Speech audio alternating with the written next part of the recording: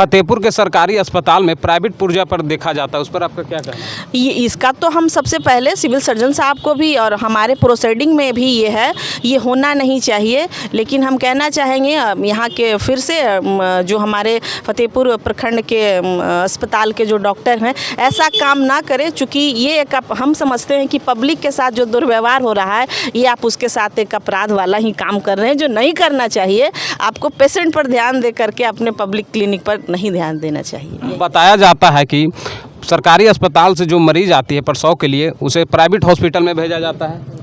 ये हम नहीं जानते हैं और हम तो खुद 2-3 बार जाकर के जांच किए हैं। ऐसा आप देख रहे हैं सच न्यूज़ भारत, मैं हूँ विकास कुमार। हम अभी मौजूद हैं फतेहपुर प्रखंड के मुख्यालय में, जहाँ क्षेत्र संख्या 41 की सविता जी के द्वारा अस्पताल की लचर व्यवस्था को लेकर अनिश्चितकालीन धरना प्रदर्शन दिया जा रहा है। चलिए इनसे बात करते हैं, इनका क्या धरना प्रदर्शन देने का मकसद है।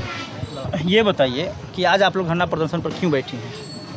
चूँकि अस्पताल को लेकर के धरना प्रदर्शन करना बहुत बड़ी मजबूरी हमारे लिए है। हम लोग करना नहीं चाह रहे थे, लेकिन जब मजबूरी बन जाती है और पदाधिकारी जब नहीं सुनते हैं तो अंतिम विकल्प बन जाता है, फिर इस परिस्थिति में करना पड़ता है।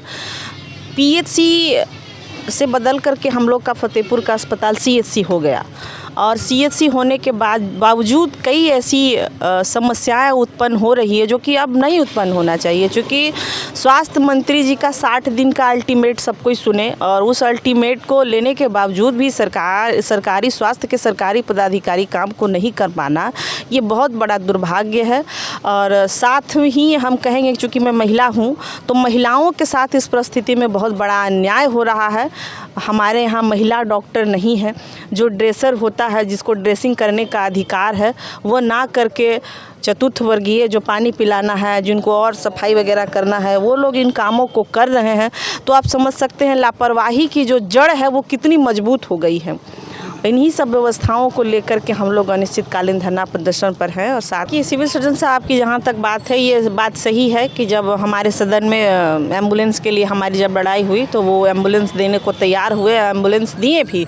लेकिन साथ ही साथ और बहुत सारी शिकायतें थी जो हमारे द्वारा किया गया था, जैसे कि मरीजों को जो खाना है, जो मेन्यू है उसके हिसाब से खाना नहीं मिलता है, एक्सरे टेक्नीशियन वहाँ नहीं है, अल्ट्रासाउंड की मशीन की भी हम बात किए थे जो होना बहुत ही अनिवार्य था।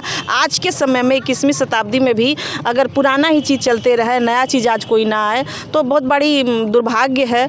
और बहुत सारी समस्याएं हैं, बेड पर चादर नहीं होती है, खाना नहीं प्रॉपर मिल पाता है, आरओ का पानी नहीं मिल पाता है, एम्बुलेंस में तेल ख़त्म हो जाता है। तो ये सब इतनी लचर व्यवस्था ये आखिर क्यों? जब सरकार का अल्टीमेट है, 60 दिन का समय दिया गया सारी चीज़ों को सुचारू रूप से चलाने को लेकर के, फिर भी इतनी लापरवाही है।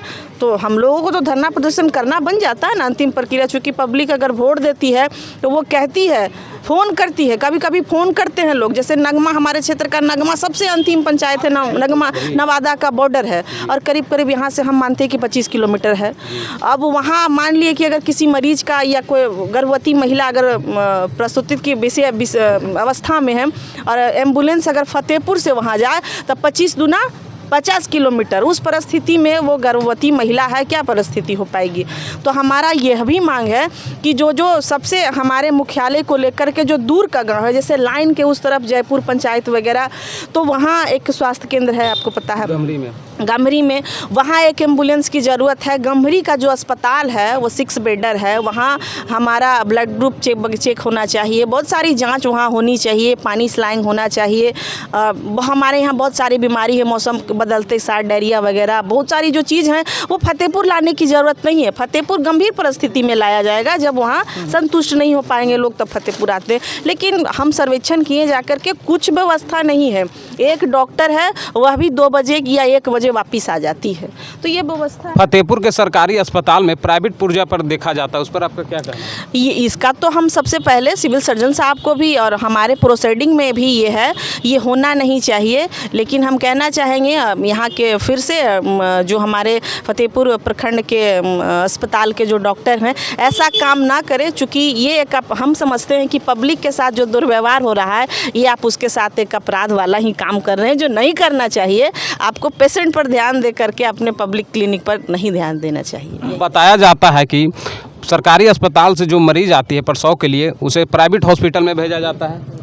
ये हम नहीं जानते हैं और हम तो खुद 2-3 बार जाकर के जांच किए हैं, ऐसा कोई मुझे जानकारी नहीं है। हाँ, लेकिन ये कहेंगे कि डॉक्टरों की, महिला डॉक्टर की कमी की वजह से लोग वहाँ चले जाते हैं। अगर हमारे यहाँ प्रॉपरली महिला डॉक्टर अगर उपस्थित होती तो हमारी महिलाओं को, हमारी बहनों को वहाँ जाने की व्यवस्था नहीं, वहाँ जाने की ज़रूरत नहीं होती। एक सवाल और है मैडम कि आखिर ये जिस रास्ते से आप क्रॉस करके आई हैं, ये पूरा पहाड़पुर का रास्ता है और अगर आंख उठाकर नज़र डालकर आप देखेंगे तो सभी जगह अवैध नर्सिंग होम का यहाँ पे खजाना खुला है। दर्जनों अवैध नर्सिंग होम है। अगर ये नर्सिंग होम बंद हो जाए तो जो दलाल क्षेत्र पूरे घूमते हैं इस इलाके में, यहाँ पे मरीज जाना बंद हो जाएगा।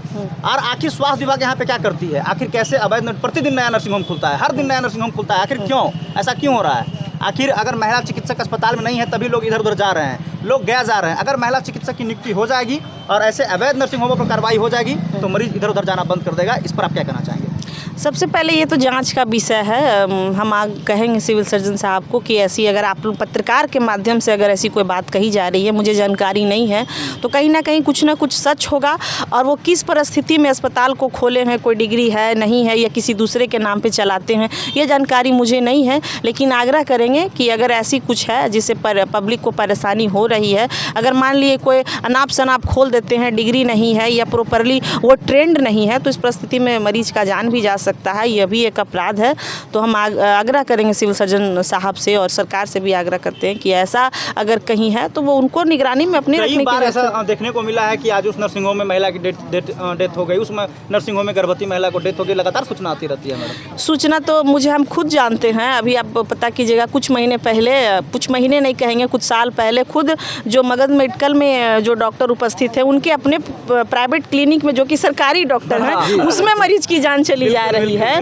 उसमें ब्लड ग्रुप कोई और चढ़ाना चाहिए, उन जो अपने लोगों को रखते हैं प्राइवेट रूप से, वो कुछ और ब्लड ग्रुप चढ़ा देते हैं, तो वो एक अलग बात है। वैसा नहीं होना चाहिए, क्योंकि जान बहुत अनमोल होता है और कीमती जान के साथ खिलवाड़ करना ये अच्छी बात नहीं है। लेकिन फिर भी सारे चीज़ों में हम अपराधी मानते हैं तो सिर्फ सरकारी जो डॉक्टर हैं उसके अपराधी यही हुए। चूँकि और सरकार से भी हम आग्रह करते हैं, समुचित व्यवस्था अगर सरकारी अस्पताल में हो जाए तो प्राइवेट अस्पताल में लोग नहीं जाएंगे, ऐसा मेरा मानना।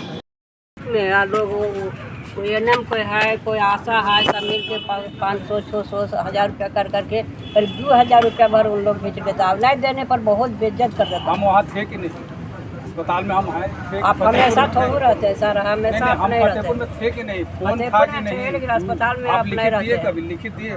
आज तक, आज भी लिखित दीजिए। आज हम एक्शन लेते हैं, अभी लिखित। एक बार हम साथ थे, मौके का कोई वैल्यू नहीं है, पैसा नहीं देने देते थे, पुतुल मैडम हमको बेइज्जत कर दी। आप हमको लिखित दिए। 7 दिन ही बात होता है, डेली हम कहते हैं आप लिखित दीजिए ना, डेली होता है। मुँह से कहने का मतलब नहीं। कर दिया, धक्का कितना पैसा लिया जाता है जी? पुतुल मैडम है ना, 500, 600, 1000 रुपया, 1000 रुपया से बेचा था। बोल हाथ मरला से 500 एक जगह नहीं, 5 जगह नहीं। के घटना पैसा नहीं दो, जहाँ को पुतुल मैडम ऐसे बेइज्जत कर